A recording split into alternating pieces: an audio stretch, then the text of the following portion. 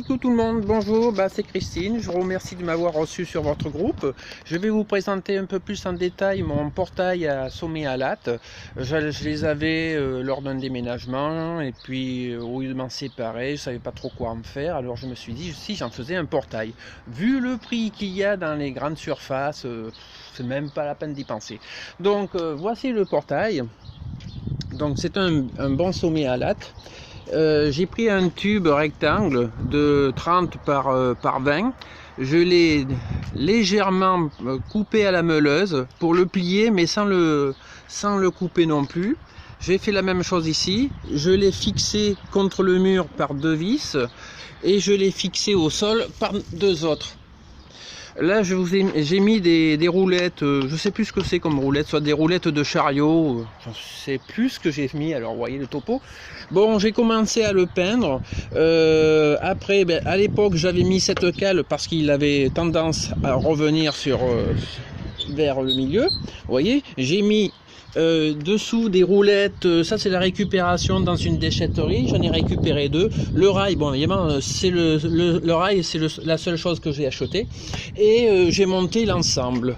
Et franchement j'ai mis une petite équerre dans le coin pour faire une butée ici. J'en ai mis une autre ici, mais au départ elle m'a servi, bon elle est un petit peu destroy parce que à force de taper, ça c'est de la bois de palette, à force de taper, c'est un petit peu décliné vers le mur. Mais en vérité, elle me sert plus à rien parce que c'est vrai qu'au départ, le portail, vous voyez, je le range avec le doigt. Avant, le portail, il avait tendance à revenir, mais avec le temps, maintenant, c'est plus la peine.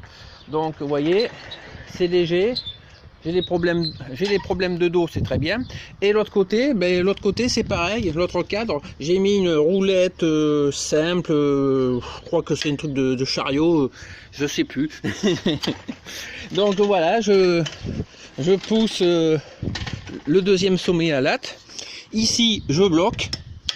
Si ça veut bien bloquer, et voilà, il est fermé.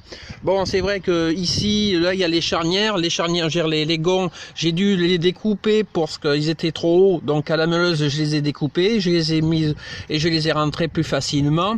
Et le deuxième, il a un petit peu de jeu, mais bon, je vais réparer ça, quand, j'en sais rien, parce que vous savez, moi, je fais quelque chose, ça tient, et puis voilà.